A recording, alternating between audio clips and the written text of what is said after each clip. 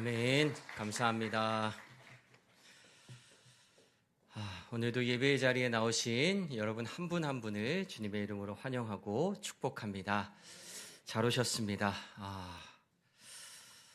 이스라엘 백성들은 애굽을 탈출해서 광야에서 40년의 시간을 보낸 뒤에 하나님의 인도하심을 따라 가나안을 향해 발걸음을 옮기고 있습니다.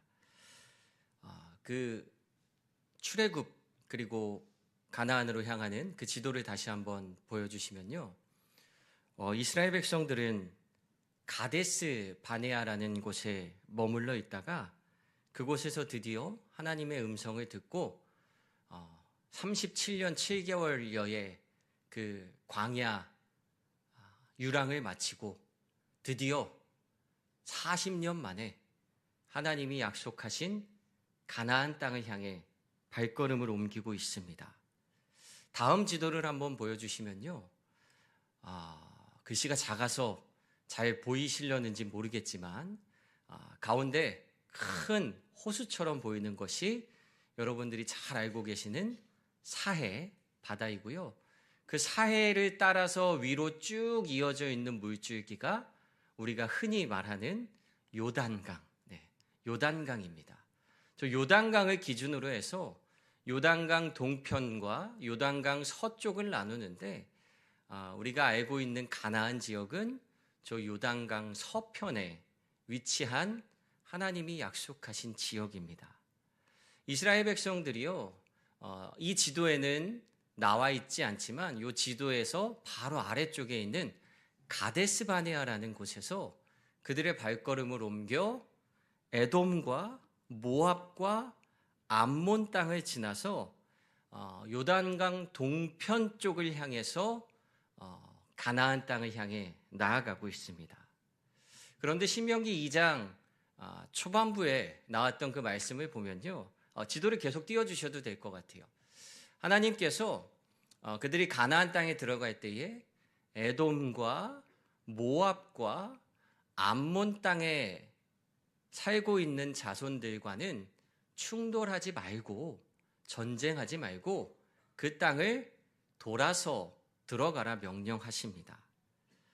왜냐하면 그 땅은 이스라엘 백성들에게 기업으로 주신 땅이 아니고 그들이 에서의 자손 그리고 아브라함의 조카였던 롯의 자손이 살고 있는 하나님이 그들에게 기업으로 주신 땅이기 때문에 너희들은 그 땅을 침략하지 말고 내가 너희에게 준 가나안 땅을 향해 가라, 이렇게 말씀하세요. 그러다가 신명기 2장 24절부터 37절까지 그 바로 뒤에 이어지는 내용에서는요, 하나님이 아하스에서 아모리 족속 헤스본 왕 시혼을 물리치라, 이번엔 이렇게 명령하시죠. 이전까지는 충돌을 피하라 말씀하셨는데 헤스본의 왕 시혼을 물리쳐서 그 땅을 차지하라고 이번엔 명령하십니다. 이 말씀은 이미 하나님께서 500년 전에 아브라함의 꿈을 통해 예언하셨던 말씀입니다. 하나님은 아브라함이 아직 자녀를 갖지 못하고 있었을 때 그 아브라함에게 자손의 축복을 약속하십니다. 그러면서 뭐라고 말씀하시냐 하면 너의 자손들이 그 땅을 갖게 될 것이다, 이렇게 말씀하시는데 그 땅이 바로 오늘 이 신명기 2장에서 하나님이 차지하라고 하셨던 아모리 족속들이 살고 있는 저 땅이었던 것이죠. 하나님은 죄악으로 가득 찬 아모리 족속에 대한 심판을 무려 500년이나 참으시고 기회를 주십니다. 하지만 결국 하나님께로 돌이키지 못했던 그 아모리 족속은 하나님의 심판을 피할 수 없었고 이스라엘 백성들이 가나안을 향해 나아가는 그 과정 속에서 하나님은 이스라엘 군대를 통하여 그 아모리 족속을 멸망케 하십니다. 그리고 오늘 본문인 신명기 3장으로 이야기는 이어집니다. 빨간색 동그라미 쳤던 부분이 신명기 2장에서 아모리 족속 헤스본의 왕 시혼을 물리쳤던 지역이고요. 이스라엘 백성들은 다시 발걸음을 북쪽으로 옮겨서 파란색 동그라미로 쳐져 있는 에드레이라는 곳에서 바산이라는 나라의 왕 옥과 전쟁을 하게 됩니다. 오늘 본문 1절 말씀을 다시 한번 같이 읽겠습니다. 시작. 우리가 돌이켜 바산으로 올라가매 바산 왕 옥이 그의 모든 백성을 거느리고 나와서 우리를 대적하여 에드레이에서 싸우고자 하는지라. 아까 지도에서 보셨던 것 같이 이스라엘 백성들은요, 그 가운데서 시혼 왕을 물리치고 이번에는 바산이라는 지역으로 발걸음을 옮겨 올라갑니다. 바산의 왕이었던 옥이라는 왕이 헤스본이 이스라엘 군대에게 처참하게 패배했다라는 소식을 전해 들었을 겁니다. 그리고 그는 그 소식을 듣고 아마 굉장히 당황했을 거예요. 왜냐하면 제대로 된 나라도 없는 이스라엘이 군대를 거느리고 제법 강한 군대를 가지고 있는 헤스본을 물리쳤다? 이게 어떻게 된 일이지? 이상하다. 헤스본이 그렇게 쉽게 패할 리가 없는데 아마도 헤스본의 왕이 방심하다가 일격을 당한 걸 거야. 우리는 준비를 잘하면 절대로 저 이스라엘 군대에게 멸망할 리는 없어 라는 생각을 가지고 그 군대를 모두 이끌고 에드레이라는 곳으로 나와 이스라엘 군대와 마주합니다. 바산이라는 지역은요, 60여 개의 성읍을 거느린 작은 왕국이라고 합니다. 그런데 이 바산이라는 나라의 이름 자체가 어떤 의미냐 하면 기름진, 열매가 많은, 부드러운, 돌이 없는 이라는 뜻을 가지고 있다고 합니다. 광야에서 기름지고 열매가 많이 나고 부드럽고 돌이 없는 땅이면 그 땅이 얼마나 좋은 땅일지 여러분들도 추측을 하실 수 있을 겁니다. 다른 지역에 비해서 지대도 높고 땅이 평평해서요, 제법 풍성한 목초지를 가지고 있었습니다. 그리고 주변은 산으로 둘러싸여 있어서 다른 나라의 침략으로부터 안전한 지역에 위치하고 있었어요. 그래서 비옥하고 초지가 아주 넓게 펼쳐져 있어서 양을 기르거나 소를 기르기에 아주 좋은 땅이었다고 합니다. 이스라엘이 가나안으로 가면서 정복했던 신명기 2장에 나오는 헤스본이라는 나라와 오늘 본문에 나오는 바산이라는 나라는 공통점이 한 가지 있습니다. 그게 뭐냐 하면 바로 아모리 족속의 왕국이라는 겁니다. 아모리 족속 사람들이 살고 있었던 나라. 앞서 창세기 15장에서 하나님이 아모리 족속의 죄악이 아직 가득 차지 않아서 그들의 심판을 유보하시겠다 하셨는데 500년의 시간이 흐르면서 그 땅에 그 족속의 죄악이 점점 차올라 더 이상 심판을 피할 수 없게 되었습니다. 그래서 하나님은 이스라엘 백성들이 가나안으로 향하는 그 길에서 헤스본과 바산을 점령하여 그 땅을 치게 명령하십니다. 우리가 이 말씀을 읽어가면서 분명하게 기억해야 하는 사실이 한 가지 있습니다. 그것은 바로 우리는 하나님 말씀에 순종하는 하나님 나라의 백성이 되어야 한다라는 것입니다. 앞서 이스라엘 백성들이요, 에돔과 지도를 다시 한번 띄워주시겠어요? 에돔 글씨 보이시나요? 가장 밑에 에돔, 그리고 조금 위에 모압, 그리고 암몬을 통과할 때 하나님은 그들의 땅을 취하면 안 된다라고 말씀하셨습니다. 그래서 이스라엘 백성들은요, 그 하나님의 말씀에 따라 그 명령을 잘 지켜서 저 사해 바다 바로 옆에 왕의 대로라고 하는 당시에 무역에 쓰이던, 전쟁 때 쓰이던 아주 크고 잘 닦여져 있는 길이 있음에도 불구하고 그 나라에서 그 길을 열어주지 않아 삥 돌아서 그들이 목적지로 하고 있는 요단강 동편까지 올라갔습니다. 그들은 하나님의 말씀을 잘 지켰습니다.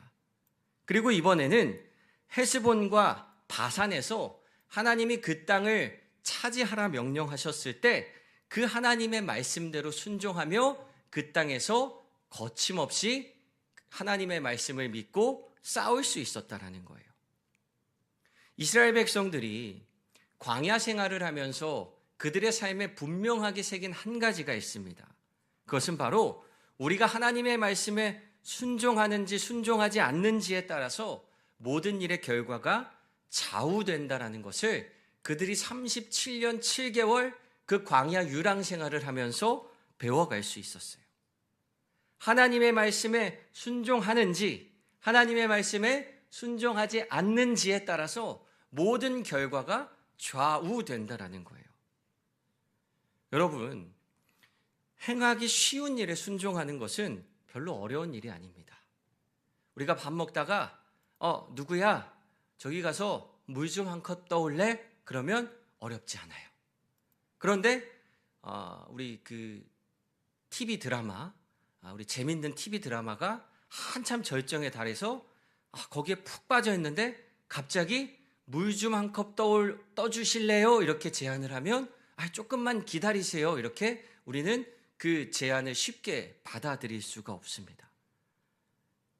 에돔과 모압과 암몬에서 그들의 땅을 침략하지 말아야 된다. 그들과 싸워서는 안 된다라는 명령을 따르는 것은 지키기 어려운 명령이 아닙니다. 싸우지 마.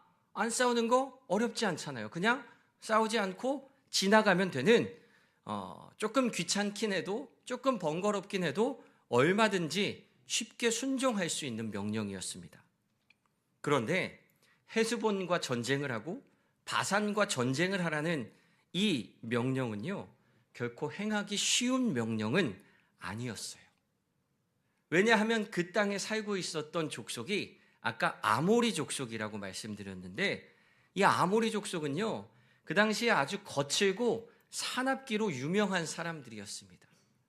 여러분들 우리 삼산교회 성도님들은 다 이렇게 착하고 온순하고 유하신 분들만 계신데 제가 여러분들한테 제가 그러는 게 아니라 갑자기 하나님이 여러분들한테 저기 부평 저기 번화가에 가서 이렇게 팔에 이렇게 문신도 가득하고 등치도 이렇게 무서운 이렇게 조폭들과 맞서 싸워라 그러면 여러분들 선뜻 예 하나님 제가 그렇게 하겠습니까? 라고 대답할 수 있으시겠습니까? 저 같으면 무섭고 겁이 나서 이렇게 선뜻 발걸음을 옮길 수 없을 것 같습니다. 아모리 족속은 굉장히 거칠고 사납기로 유명했습니다. 섣불리 그들과 전쟁을 했다가 이기긴 하더라도 수많은 희생을 피할 수 없는 전쟁이었습니다. 그리고 이스라엘은 지금 그들이 살고 있는 나라를 침략해야 하는 입장입니다. 성 안에 들어가서 문을 걸어 잠그고 싸우는 게 편하겠습니까? 성 밖에서 그 성을 뚫고 들어가서 싸우는 게 편하겠습니까? 당연히 성 안에 있는 사람들이 훨씬 유리한 입장에서 전쟁을 할 수밖에 없습니다. 게다가 그곳의 성벽은요, 매우 견고했다라고 성경은 기록하고 있고요. 그 당시 이스라엘 백성들이 가지고 있었던 무기는 썩 훌륭한 무기가 되지 못했습니다. 따라서 그 성을 침략한다라는 것은 공격하기에 굉장히 쉽지 않은 어려운 환경이었습니다. 그런데 하나님은요, 그 어려운 명령을 이스라엘 백성들에게 순종하라고 지금 말씀하고 계시는 거예요. 의지할 것은 오직 하나님께서 그 나라를, 그 왕을 이스라엘 백성들의 손에 넘겨주셨으니까 담대히 나가서 싸우라 하셨던 그 말씀밖에 의지할 것이 없었고 현실적인 여건은 이스라엘에게 확연하게 불리한 상황이었습니다. 그런데 이스라엘 백성들은요, 그 37년 7개월의 광야 생활을 통해서 다져진 그들의 믿음을 가지고 하나님의 말씀에 순종하며 그 싸움을 하러 담대히 발걸음을 가지고 나아가더라는 거예요. 하나님이 말씀하시는 것을 순종하면 하나님께서 그들의 삶을 책임져 주신다라는 사실을 그들은 삶을 통해서 조금씩 경험해 나갔고, 그들의 믿음이 이제 하나님의 말씀만을 가지고서도 나아갈 수 있을 만큼 담대해졌을 때, 하나님은 이 이스라엘 백성들을 하나님이 약속하셨던 가나안 땅을 향해 들어갈 수 있도록 발걸음을 인도하시더라는 겁니다. 우리의 믿음이 하나님의 말씀을 순종할 수 있는 온전한 믿음이 되기를 소망합니다. 우리의 믿음이 준비되지 않으면요, 하나님은 결코 우리의 발걸음을 그 하나님이 약속하신 그 하나님 나라로 인도하실 수가 없습니다. 하나님이 능력이 없어서 인도하실 수 없는 것이 아니라 준비되지 않은 우리가 하나님의 인도하심을 따라 그 길을 걸어갈 수 없기 때문이에요. 저는 오늘 이 말씀을 묵상하면서 우리가 하나님의 말씀에 순종할 수 있는 거룩한 성도들이 되기를 다시 한번 다짐합니다. 그리고 이 말씀을 묵상하면서 제 마음속에 새기는 또 한 가지 사실이 있는데요. 하나님이 인도하시고 하나님이 약속하신 그 땅으로 가고 있음에도 불구하고 그들의 앞에 장애물이 있더라는 사실을 이 말씀을 통해서 보게 돼요. 이스라엘 백성들은요, 그들이 가고 싶은 길을 가고 있는 상황이 아니었습니다. 하나님이 그들의 경로를 지정해 주셨어요. 마치 우리 내비게이션 켜고 운전하다 보면 300m 후에 좌회전입니다. 1km 후에 고속도로를 빠져나가십시오. 이렇게 하는 것처럼 하나님이 그때그때 이스라엘 백성들이 어느 길로 가야 하는지를 지금 굉장히 자세하게 안내해 주고 계십니다. 그런데 그 하나님의 안내를 따라 지금 가나안 땅을 향해 가고 있는데 그들의 앞에 그들을 가로막고 있는 장애물이 있더라는 거예요. 하나님이 인도하시면 그 길이 평탄하고 아무 문제도 없고 어려움도 없고 너무나도 쉽게 가야 할 것 같은데, 성경을 보니까 하나님이 인도하시는 발걸음임에도 불구하고 그들의 앞에는 장애물이 있었습니다.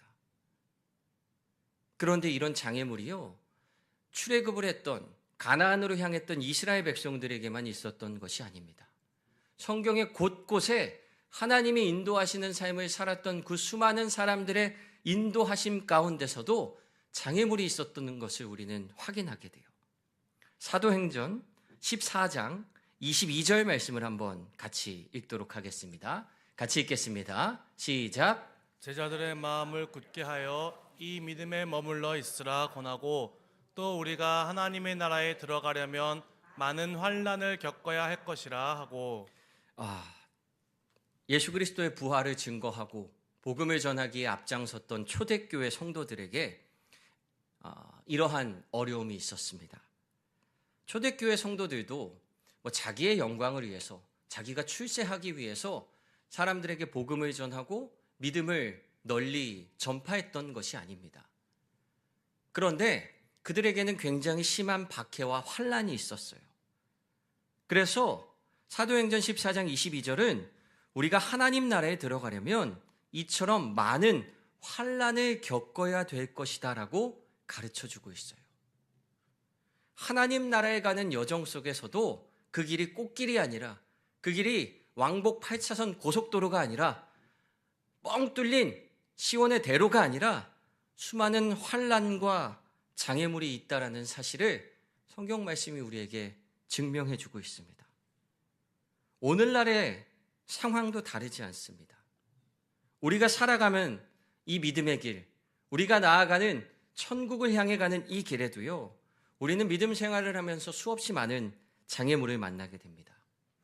예기치 못한 질병이나 경제적인 문제를 겪게 되면 우리는 우리의 믿음이 굉장히 크게 요동치게 됩니다. 하나님이 정말 나를 사랑하시는 게 맞나? 하나님이 정말 살아계신다면 내 삶에 이런 어려움이 허락되는 게 맞나? 우리는 이런 의문 가운데서 우리 믿음의 큰 장애물을 넘어야 할 때가 있습니다. 교회를 향한 세상의 시선도 만만치 않게 우리를 어렵게 합니다. 초대교회처럼 예수 믿는다고 칼 들고 쫓아와서 죽이거나 하지는 않지만 점점 세속화되어가는 사회 속에서 그리스도인으로 살아가는 것이 결코 만만치 않은 시대입니다. 성도들을 향한 믿음의 도전은요, 그때나 지금이나 여전히 아주 거세고 무섭습니다. 그래서 믿음을 지킬 것이냐, 아니면 적당히 믿고 그냥 세상의 일을 따라갈 것이냐, 우리는 수없이 큰 선택의 기로에 자주 놓이게 됩니다. 그 차가운 세상의 시선은 우리가 하나님 나라로 향하는 믿음의 길에 아주 큰 장애물이 됩니다. 분주하고 바쁜 일상도 우리 믿음의 장애물로 자리 잡고 있습니다. 워낙 바쁜 세상을 살아가다 보니까 우리는 수없이 많은 고민을 하게 돼요. 오늘도 이 자리에 나오시기까지 여러분들 참 많은 고민이 있으셨을 거라 생각됩니다. 꼭 가야 되나? 그냥 내일 새벽 예배 가면 되지. 주일 예배 가면 되지. 아니면 금요 심야 예배 가면 되지. 아니, 예배가 그렇게 많은데 한 번쯤 안 가도 괜찮지 않을까? 예배 한 번 빠지는 것을 정죄하겠다는 말씀이 아니라요. 우리는 바쁘고 분주한 내 삶의 일정과 내 삶의 그 피곤함과 나의 그 일들에 쫓기다 보니까 하나님께 내 삶의 초점을 맞추는 것이 굉장히 큰 어려움으로 자리 잡고 있습니다. 그래서 우리는 이 믿음의 장애물을 잘 돌파해야만 하나님께 온전히 나아갈 수 있어요. 교회 안에도요, 믿음의 장애물이 얼마나 많은지 모릅니다. 굉장히 웃기죠? 교회 안에서 믿음의 장애물을 만나서 신앙을 잃는 분들이 가장 많은 것 같아요. 교회 밖에서는 서운할 일이 없습니다. 그런데 교회 안에서 교회 일 하다가 교회 사람들에게 상처받아서 교회를 떠났다는 사람들의 이야기는 여러분들 굉장히 많이 들어보셨을 거예요. 아이러니하게도 교회, 하나님을 사랑하는 사람들이 모인 이 교회가 우리 믿음의 장애물이 될 때가 있더라는 겁니다. 이처럼 하나님 나라를 향해 나아가는 믿음의 성도들 앞에는요, 항상 장애물이 있습니다. 그리고 사탄은요, 우리가 그 장애물을 만나서 피하거나 숨거나 돌아가게끔 계속 우리를 유혹합니다. 교회 가지 마. 교회 안 가면 그 나랑 관계 안 좋은 그 사람 얼굴 안 봐도 되잖아. 교회 가지 마. 교회 안 가면 돈 더 많이 벌 수 있는 일 더 많이 할 수 있잖아. 교회 가지 마. 11조 안 하면 여러분의 그 소득의 10분의 1이 늘어나는 것 경험하실 수 있을 거예요. 그게 1년이 쌓이면 얼마나 큰 재산이 됩니까? 사탄은요, 그 믿음의 시험 앞에서 우리를 자꾸 돌아가게 하고요, 우리를 무릎 꿇게 만들려고 하고요, 자꾸 숨게 하려는 것이 사탄의 전략입니다. 이때 우리가 선택할 수 있는 방법은 딱 한 가지예요. 그 믿음을 맞서 싸워 이겨내는 것입니다. 유다서 1장 3절 말씀을 보면요, 이런 말씀이 있습니다. 사랑하는 자들아, 유다가 편지를 쓰다가 이렇게 쓴 내용이에요. 사랑하는 자들아, 우리가 일반으로 받은 구원에 관하여 내가 너희에게 편지하려는 생각이 간절하던 차에 갑자기 이런 생각이 난 겁니다. 성도에게 단번에 주신 믿음의 도를 위하여, 믿음을 위하여 힘써 싸우라는 편지로 너희를 권하여야 할 필요를 느껴 이와 같은 글을 쓴다라고 글을 이어가고 있어요. 믿음의 문제를 만났을 때 우리가 이기는 방법은요, 힘써 싸우는 방법밖에 없습니다. 믿음은 돌아가고 회피하고 다음에 싸울 힘이 생길 때까지 기다려야 싸워서 이기는 것이 아니라요, 그때 힘써 싸울 때만 지킬 수 있다라는 거예요. 작전상 후퇴, 2보 전진을 위한 1보 후퇴, 이 말이 맞나요? 작전상 후퇴, 이런 말이 있죠. 싸우다가 불리한 상황이 생기면 잠깐 후퇴해서 전열을 재정비하고 다시 싸우기 위한 일종의 작전입니다. 그런데 여러분, 믿음의 길을 걸어갈 때는요, 작전상 후퇴라는 작전이 통하지 않습니다. 우리가 후퇴하는 순간 우리는 곧 패배합니다. 나중에 해야지, 조금만 더 있다가 해야지, 아직은 조금 이르니까 힘이 조금 더 생긴 다음에 열심히 해야지 라고 생각하는 사람치고 믿음이 성장하는 경우를 별로 못 봤습니다.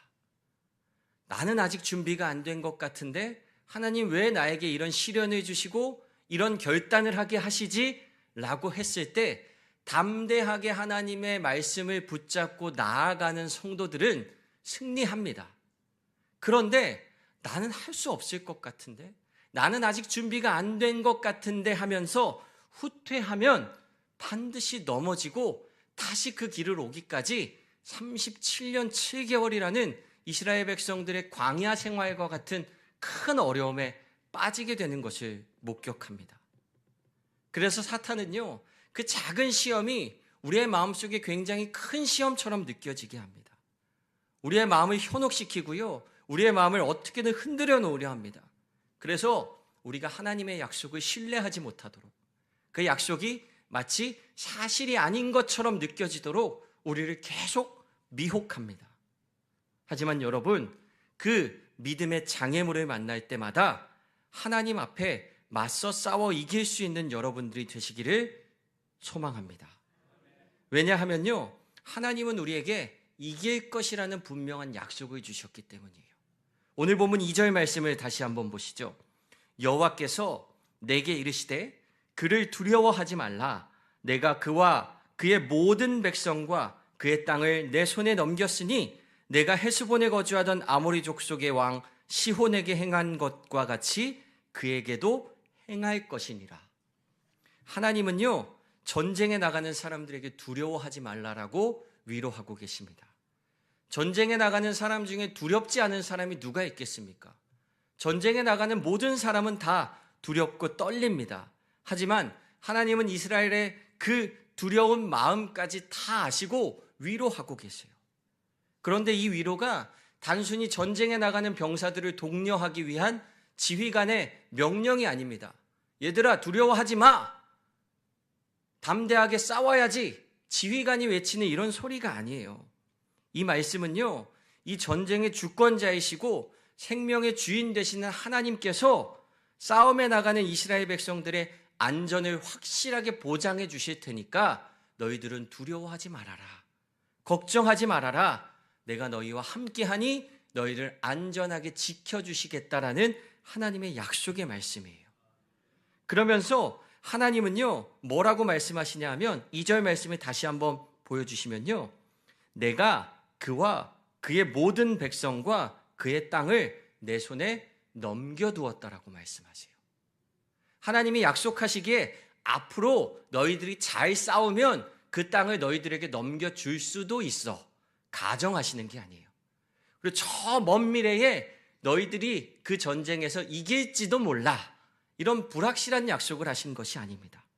하나님은요, 내가 그와 그의 모든 백성과 그의 땅을 이미 너의 손에 넘겼다라고 분명하게 말씀하십니다. 그들이 아무리 막강한 군대를 가지고 이스라엘을 대적하러 나온다 할지라도 전능하신 하나님께서 그 땅을 이미 이스라엘 백성들에게 넘겨주셨는데 뭐가 걱정이 되겠습니까? 그래서 하나님은 두려워하지 말아라. 내가 그 땅을 이미 너희에게 넘겼다라고 약속하시며 이스라엘 백성들의 발걸음을 인도하시더라는 겁니다. 우리 앞에 어떤 믿음의 장애물이 있다고 할지라도 하나님이 우리의 길을 예비하시고 하나님이 우리를 안전하게 인도하고 계신다고 하셨으니 우리는 두려워하지 말고 하나님을 붙잡고 나아가는 성도들이 되기를 소망합니다. 하나님을 의지하고 싸우는 백성들에게는요, 승리가 보장되어 있습니다. 믿음의 싸움에서 중요한 것은 뭐냐 하면 저 상대방이 얼마나 강한지, 저 상대방과 싸울 나의 상황이 어떤지, 그리고 내 앞에 지금 어떤 장애물이 있는지, 이런 것들이 믿음의 싸움을 싸우는 성도들에게 중요한 조건이 아닙니다. 믿음의 싸움을 싸우는 성도들에게 중요한 것은 내가 지금 하나님과 함께하고 있는지 함께하고 있지 않는지만 점검하면 돼요. 그리고 내가 지금 하나님과 함께하고 있다면 그 싸움은 하나님이 보장하시는 싸움이니 담대히 그 믿음의 길을 나아가면 됩니다. 이스라엘 백성들은요, 광야 생활을 하면서 하나님이 그들과 함께 하실 때 그 길이 열리지 않은 적이 없었고요. 그 길에서 실패한 적이 없었습니다. 그들은 수없이 많은 실패를 경험했습니다. 그때마다 그들의 삶에 하나님이 계시지 않았고 자신들의 생각과 뜻과 의지를 가지고 나아갔다라는 사실을 이스라엘 백성들은 깨달았어요. 그리고 모세는 가나안 땅을 앞두고 죽음을 목전에 두고 이스라엘 백성들을 다 불러 모아 다시 한번 설교합니다. 얘들아, 우리가 그때 이런 일을 겪지 않았니? 그때 너희들이 하나님의 말씀을 온전히 신뢰하고 싸우러 나갔을 때 하나님이 너희들에게 승리를 보장해 주셨잖아. 이걸 잘 기억하면서 가나안 땅에서도 내가 없는 그곳에서도 너희는 하나님을 향한 온전한 승리의 삶을 살아가라고 당부하기 위해서 이 일을 다시 한번 꺼내 이스라엘 백성들에게 설교하고 있는 거예요. 믿음으로 싸우는 자에게 하나님은요, 그 땅을 이미 넘겨주셨다 하셨습니다. 믿음으로 살아가는 여러분의 삶에도요, 하나님은 이미 여러분의 문제를 해결하신 줄로 믿습니다. 우리는 그 믿음의 약속을 가지고 하나님과 함께 날마다 승리하는 믿음의 성도들이 되기를 소망합니다. 기도하겠습니다. 사랑과 은혜가 많으신 하나님, 오늘도 우리 삶에 동행하여 주시고 우리의 발걸음을 인도하여 주시고 우리 삶 가운데 하나님과 함께하게 하시니 감사합니다. 믿음으로 싸우는 자에게 하나님은 그 땅을 이미 허락하신 줄로 믿습니다. 믿음으로 나아가는 우리들의 삶에 넘을 수 없는 장애물도 하나님은 이미 돌파하게 하시고 그 이후의 길도 예비하고 계심을 우리가 다시 한번 기억합니다. 그 믿음을 가지고 내 삶에 오는 문제와 어려움을 이겨내는 아름다운 하나님 나라의 백성들이 될 수 있도록 인도하여 주시옵소서. 지금 내 앞에 있는 문제가 너무 크고 두렵고 무서울지라도 문제보다 더 크신 하나님을 신뢰하며 나아가는 저희가 될 수 있도록 주님 축복하여 주시옵소서.